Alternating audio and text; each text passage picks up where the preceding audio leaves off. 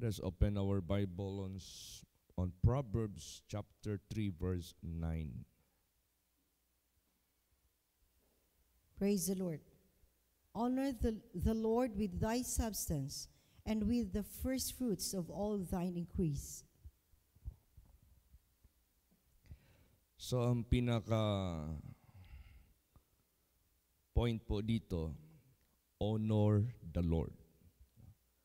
Parangalan mo ang Panginoon sa iyong mga ari-arian, sa iyong mga unang bunga ng iyong mga pananim. So, ibig sabihin yan, ikaw po ay blessed by God. No? Ikaw ay pinagpala ng Panginoon. You can never have any substance unless God gave you. No? Walang-wala tayo kung hindi tayo bibigyan ng Panginoong Diyos. Wala tayong fruits kung hindi i-increase ng Diyos ang pagpapala na ating meron. Anong meron tayo? Anong kamtin natin? Pero ang subject dito, honor the Lord with thy substance. Paano natin i-honor ang Panginoong Diyos sa ating substance? At ano ang magiging tendency po nito? Kung i-honor ba natin ang Panginoong Diyos sa ating substance, tayo ba ay mawalan? Tayo ba ay malesen ba ang mga tinatangkilik natin na mga blessings? Ito ba ay hanggang maubos, hanggang mawala? At ano ang magiging tendency? Anong magiging kahinatnan pag ito ay ginagawa natin at gagawin natin? Basahin natin ang Proverbs 3 verse 10. Praise the Lord. So shall thy barns be filled with plenty, and thy presses shall burst out with new wine. So ang tendency nito, mapupuno ang iyong lalagyan ng kasaganahan at ang iyong ubasan ay dadami ang ani po nito.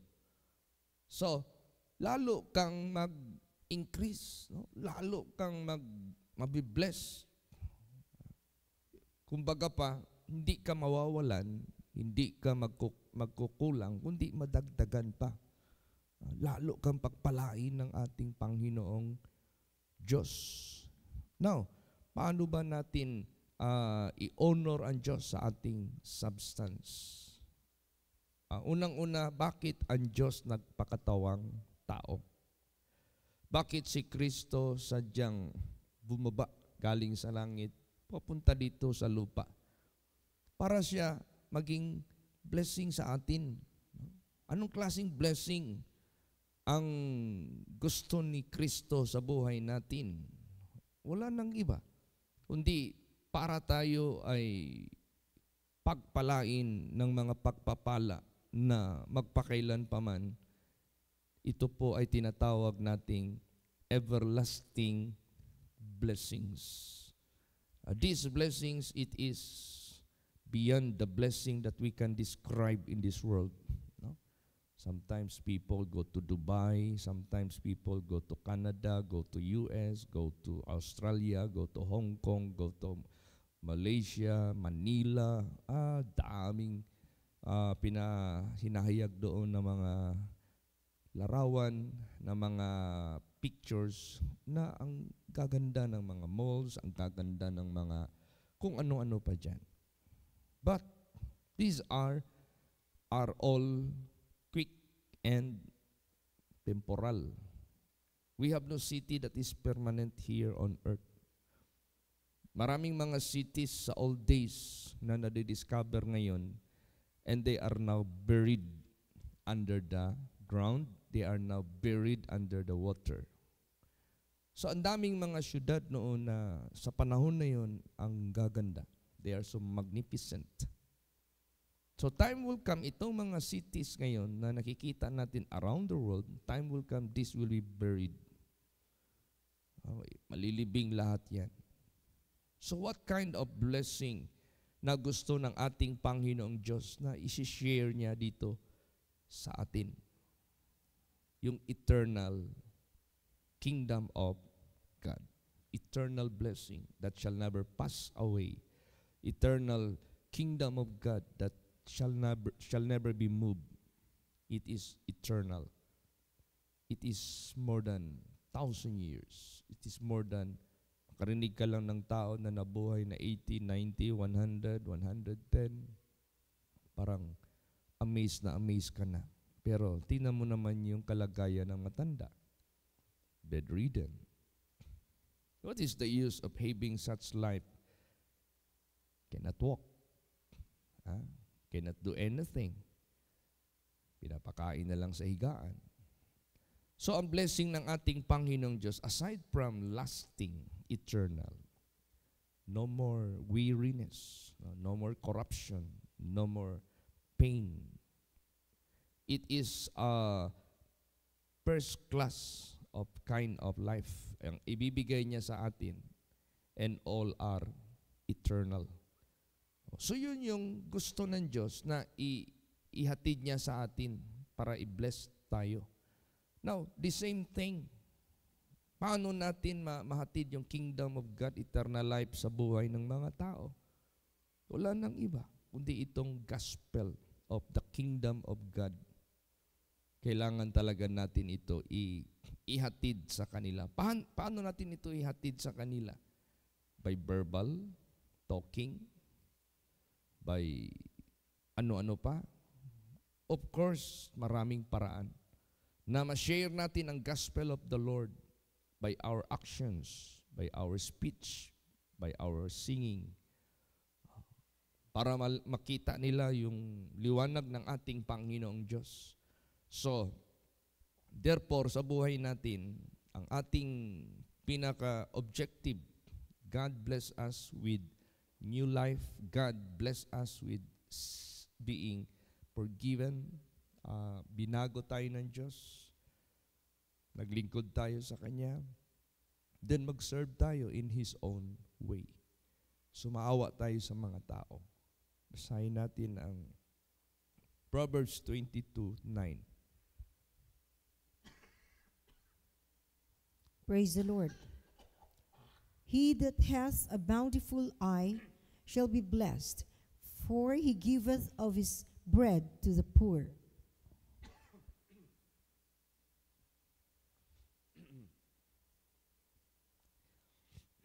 Ayan. He that hath a bountiful eye shall be blessed. Now, anong klaseng masaganang mata? Alam mo yung pag masaganang mata, yung bang ang pananaw mo na lagi kang nag-asam-asam, that you can feed, mapakain mo yung pobre. Now, ano ba ang pa-aberti? Ano ba talaga ang totoong mayaman at totoong pobre sa mata ng ating Creator, no? Sa mata ng ating Panginoong Diyos? Dapat ang paningin natin at ang pananaw natin, hindi yung ating sariling pananaw, hindi yung ating sariling pamamaraan. Gamitin natin yung pananaw at paraan ng Diyos. According to the book of Revelation, ang mga tao na nagsasabi, hindi na raw nila kailangan ang Panginoon, yung Word of God, yung gabay ng Diyos, dahil mayaman na daw sila. Hindi na nila kailangan yun. Mayaman in the sense, siguro, milyonaryo, bilyonaryo, trilyonaryo, ang yaman. Pero ang pananaw ng Diyos, iba. Hindi mo alam, you are rich. Hindi mo alam, you are poor. Hindi mo alam, you are misery o miserable. You are blind, sabi ng Diyos. So ano ang advice ng Diyos sa kanila? Kasi ang pananaw nila, pawang makalupa, makamundo, temporary, panandalian, sadyang marupok, sadyang ano. Tingnan mo yung mga hari noon. Mga hari dito sa mundo. Way back 19th centuries, wala na sila. Kung ating pag-usapan yung kanilang mga kasaysayan, they are so great, they are so rich in their days. Way back 16th centuries, 17th centuries, 18th centuries, 19th centuries, ngayon 20th centuries. Dami ng mga hari who pass away very limited. So, ang pananaw ng Diyos, dapat yun din ang ating gawing pananaw. So, napakarami pang mga tao sa sanglibutang ito. They are poor, they are wretched, they are blind, and they are miserable. At ang sabi ng Diyos, buy me gold, tried by fire, and you will be rich. And lagyan mo yung mata mo ng gamot para ikaw ay makakita. So, wala nang ibang ibig sabihin nito, kundi ang tao mabigyan ng totoong turo, salita ng Diyos para sila, pag sinubok ng Diyos, nasain nila na hindi sila gagawa ng kasalanan anymore, para masubukan sila parang ginto, para yayaman sila. Ganun tayo. So, wala nang iba.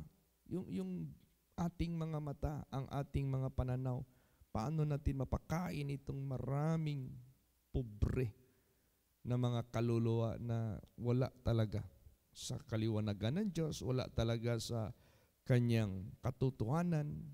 Oo, mayaman sila, maybe, materially, but they are miserable. Oo, mayaman sila, but they are poor in the eyes of God. So tayo ngayon na sobrang pinagpala ng Diyos, tayo na sobrang gibless ng Diyos sa kanyang kaharian, tayo itong magkakaroon ng tinatawag na ano man yung gibless ng Diyos sa atin, let us honor the Lord out of all these things. How to honor the Lord? Let us copy the way of God kung paano niya tayo gibless. At ganun din natin i-bless ang mga tao. Basahin natin ang Proverbs 22, verse 9. Praise the Lord. He that hath a bountiful eye shall be blessed, for he giveth of his bread to the poor. Yan. So ang iyong objective is give it to the poor, na sila ay magkakaroon. Now, what kind of bread is this? This is not just ordinary bread, but the bread na ating ipapakain sa kanila, the Word of God.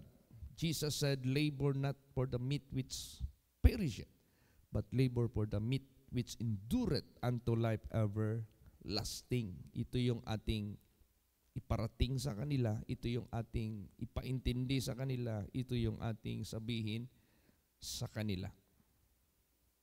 So let us support, therefore, the ministry of Jesus Christ.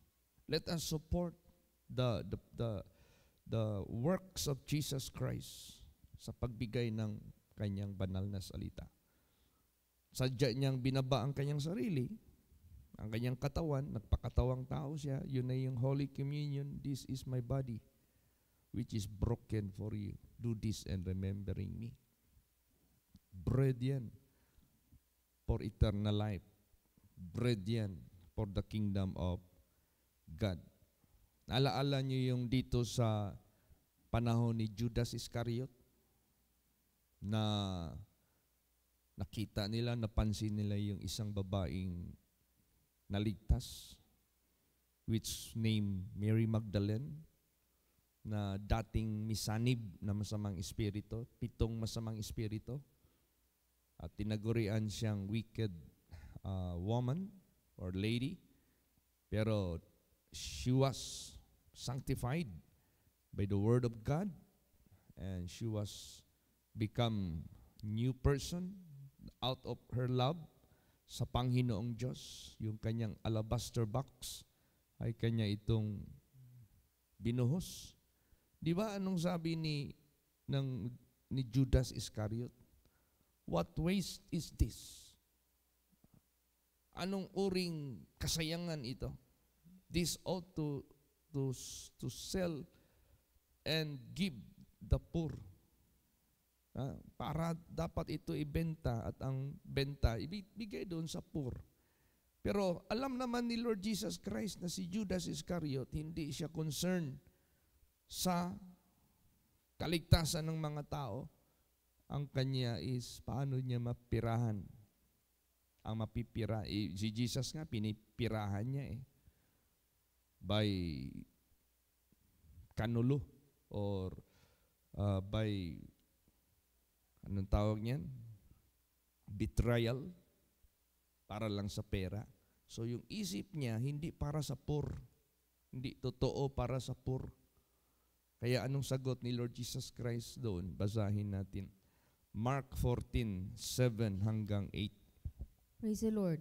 For ye have the poor with you always, and whensoever ye may do them good, but may ye have not always.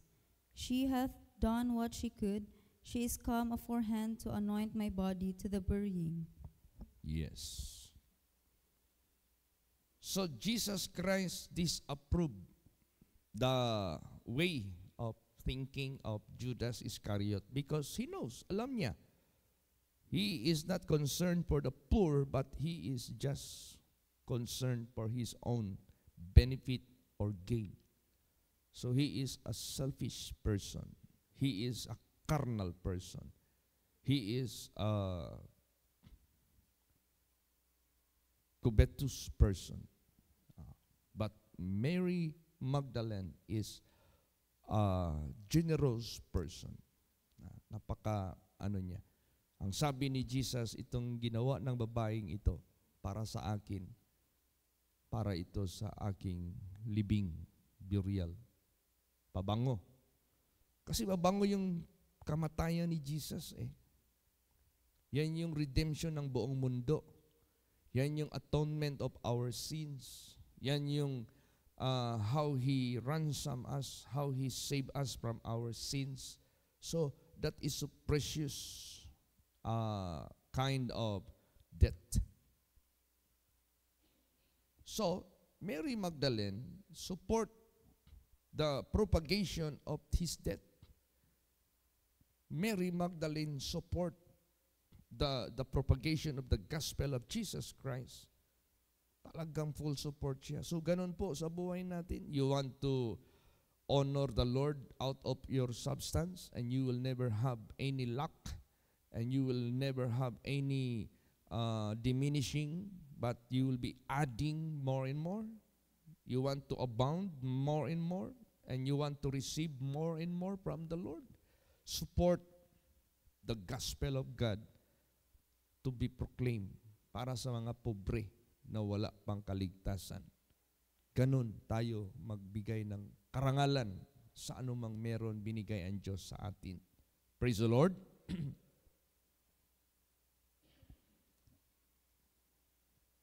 So anong gagawin natin mga anak ng Diyos? To support the work of the ministry. Kaya sa panahon ng mga disciples, naggagather ang mga children of God ng offerings and tithes, any act of giving. They are being asked to do it every first day of the week. Kasi yan yung paggagather nila. Di ba kayo? Every Sunday meron tayong offering.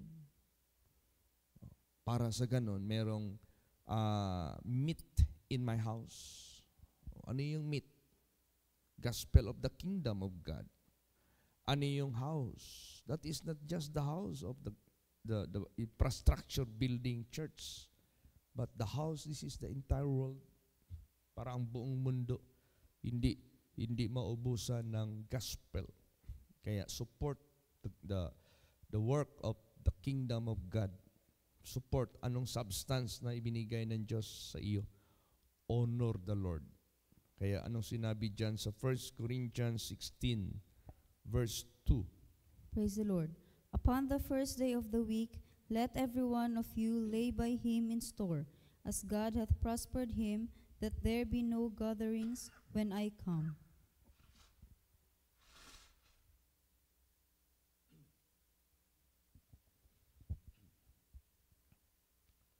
Upon the first day of the week, let every one of you lay by him in store, as God hath prospered him. See? As God blessed them, as God bless you, as God gave you all the blessings, then you have to lay store. You have to lay something for God, for the work of the ministry. Una dyan, yung tithes, the 10%. Yan yung hamon ng Diyos sa mga anak ng Diyos. Prove me. Try me. Bring all your tithes and your offerings into my house so that there will be meat in my house. And that house is the entire world. That house is the entire people of the world. That there will be meat in my house to feed the poor, para pakainin ang mga taong hindi paligtas. At yung mga ligtas ay kailangan silang ma-maintain hanggang sa kamatayan. Hindi sila magutuman. The Lord will not suffer the soul of the righteous to be famished. Ayaw niyang magutuman. So, yung support natin sa work of the ministry, kung ayaw mong gustong mawalan, ayaw mong gustong ma-diminish yung blessings ng Diyos sa buhay mo, support the work of the ministry. Praise the Lord. Lalo kang mag-increase niyan. Lalo kang pagpalain ng ating Panginoong Diyos. He is the giver. We are the taker. And we are the taker and He is the giver. We will be also a giver. Tinuruan din tayo ng Diyos to give. Bakit? What kind of giving we will do? The way of Jesus. Nagpakapobre siya. No? Basahin natin. Okay. 2 Corinthians 8 and 9. Praise the Lord. I speak not by commandment, but by occasion of the forwardness of others, and to prove the sincerity of your love.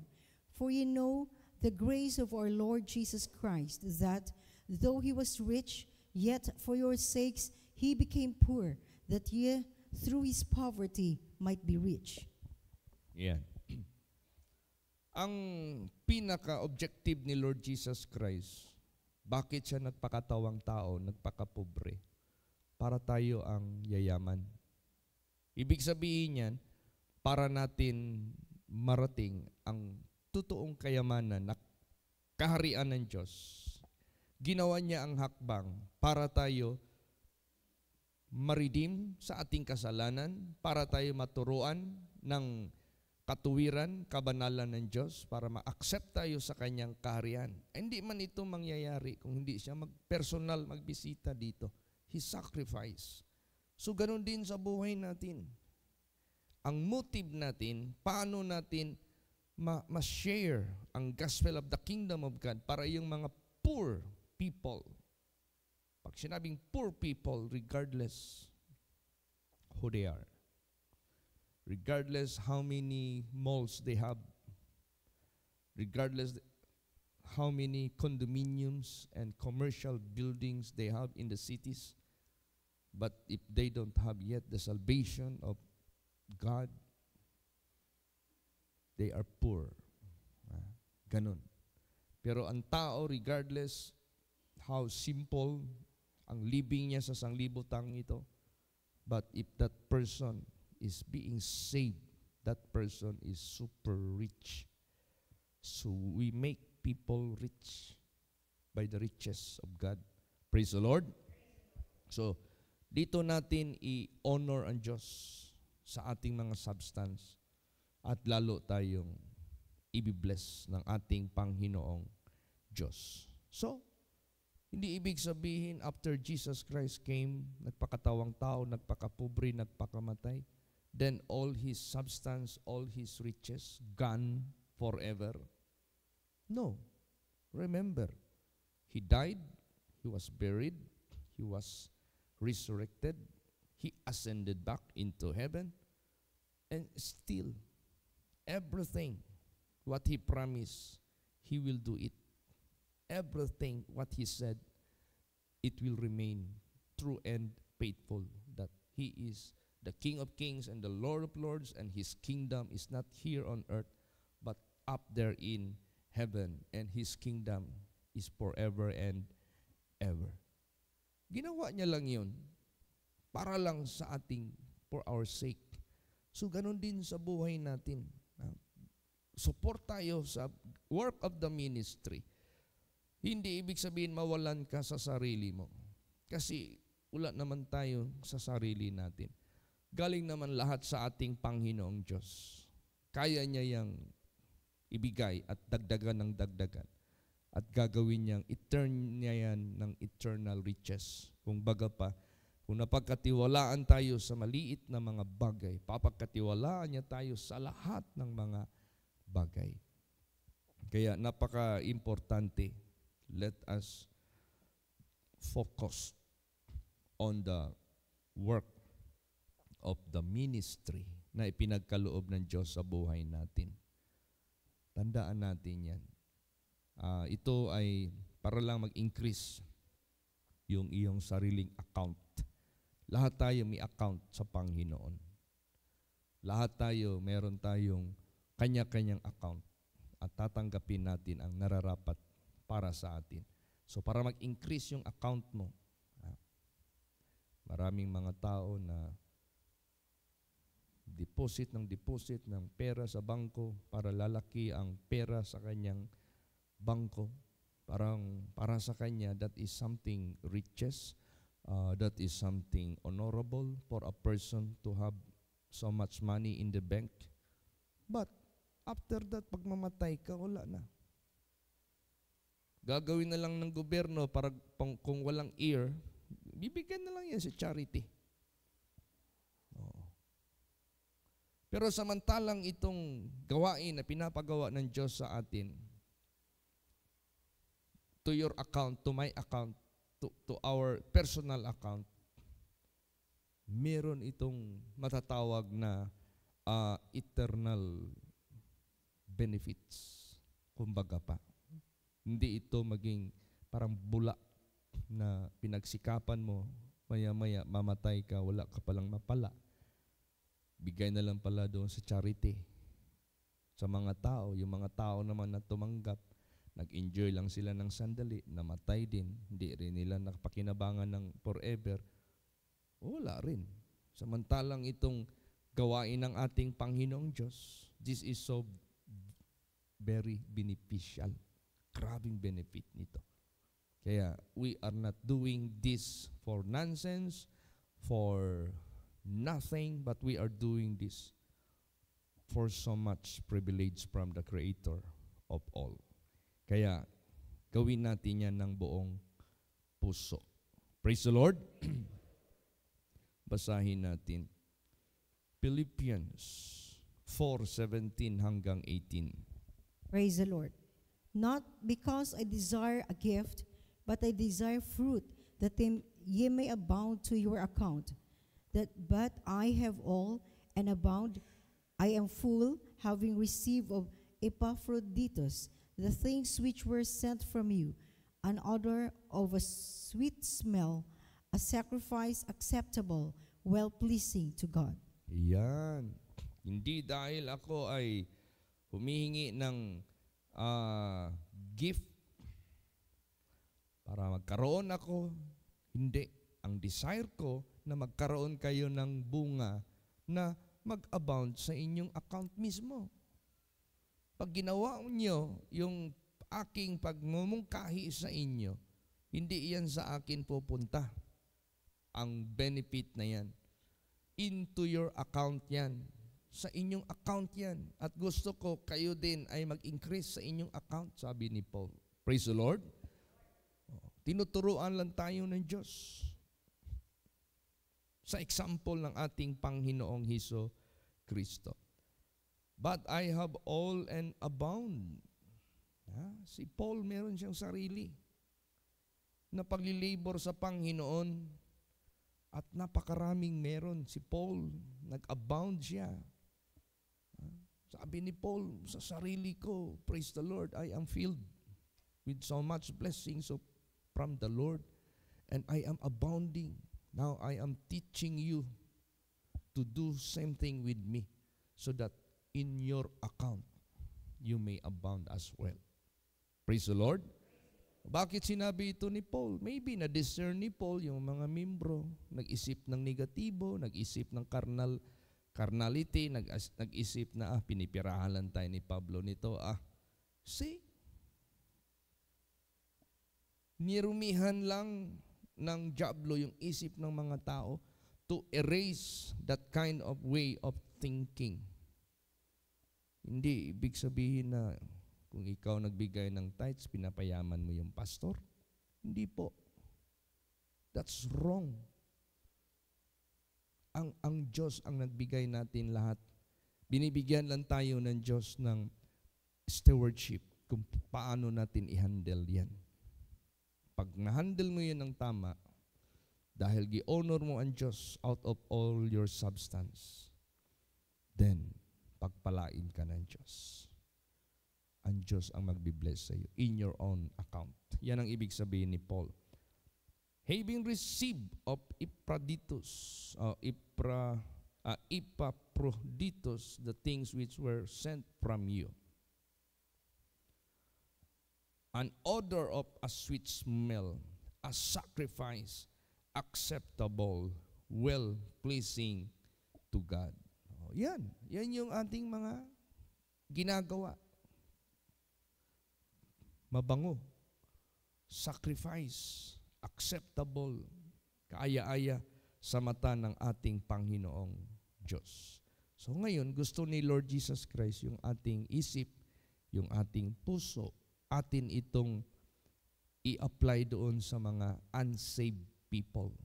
At doon naman sa mga saved people, dapat magpatuloy tayo lahat. Yung mga unsaved naman, let us reach them. Abutin natin sila. Paano natin sila maabot if we don't have anything? How can we have something if we do not give? How can we give? Binigyan tayo ng Diyos ng panimulain, then take care of it to honor God, and God will give you more.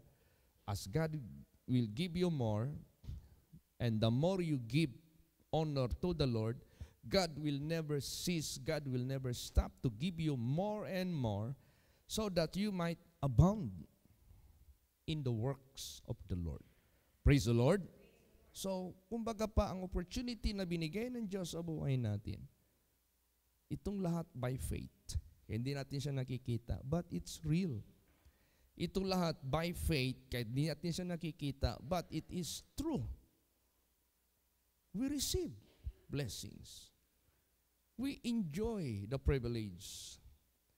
We were able to serve others, not because of our own power, but God gave us this to be able. So, nag-i-increase tayo by the grace of God, by the power of God. Basahin natin 1 John 3:17 and 18. Praise the Lord.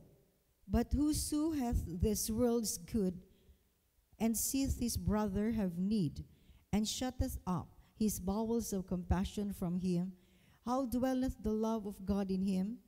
My little children, let us not love in word, neither in tongue, but in deed and in truth.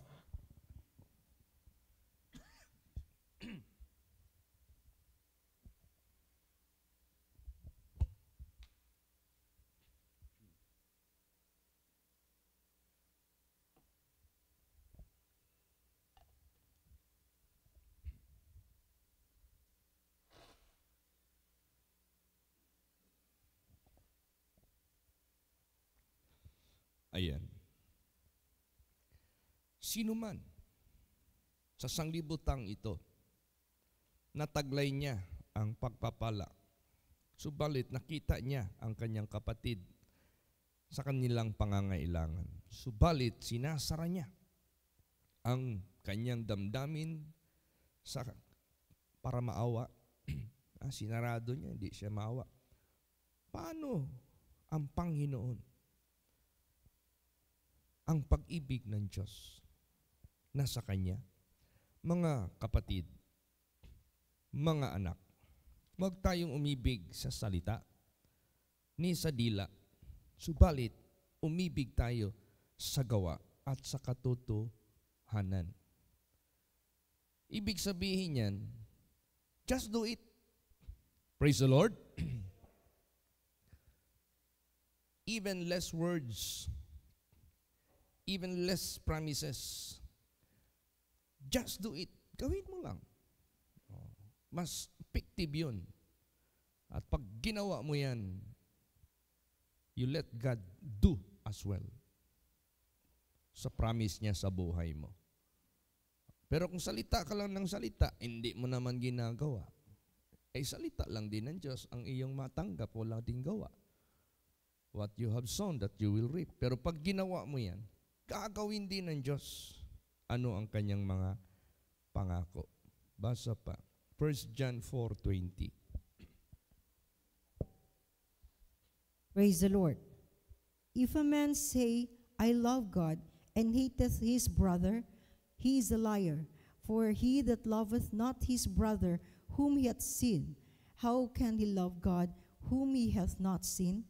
See, simple explanation, simple illustration. Kung hindi mo kayang kaawaan, ibigin, tulungan ang mga tao na nakikita mo, how could you do to honor God out of your substance? Paano mo ma-honor yung hindi nakikita? Yung ang nakikita, hindi mo nga matulungan, hindi mo nga kayang ibigin, hindi mo kayang pakitaan ng iyong pag-ibig na unang-una para siya maligtas spiritually. Now, paano siya maligtas spiritually? Suportahan mo siya. What God bless you.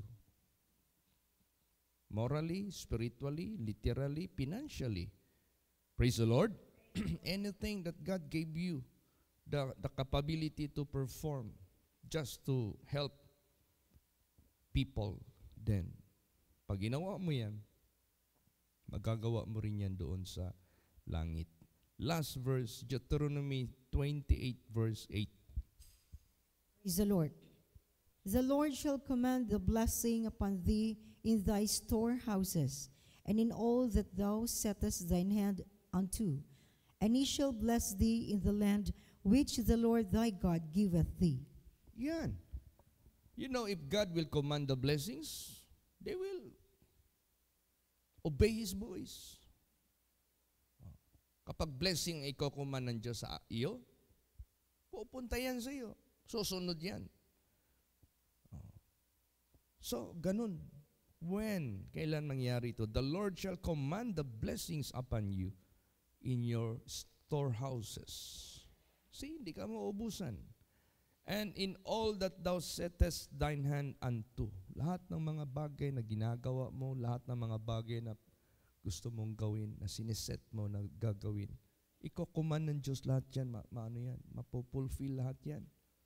Lahat ng mga sasabihin mo, lahat ng isiset mo na gagawin mo, God will make it to happen. Mangyayari yan.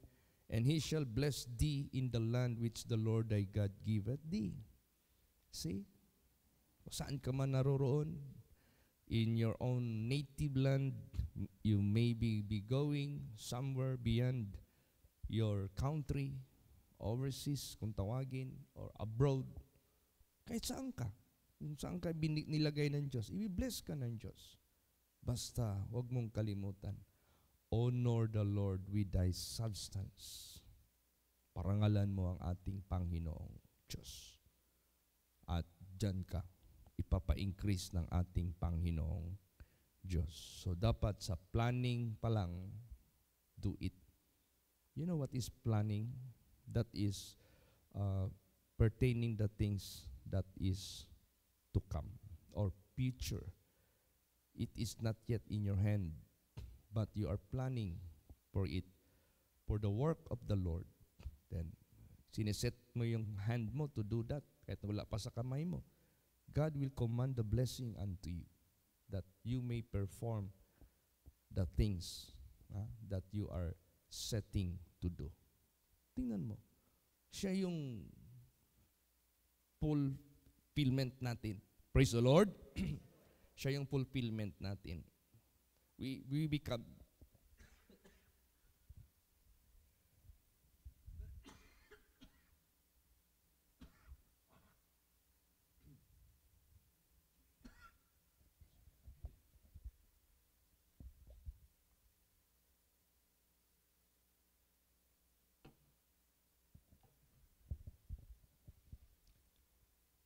We become powerless kung wala siya.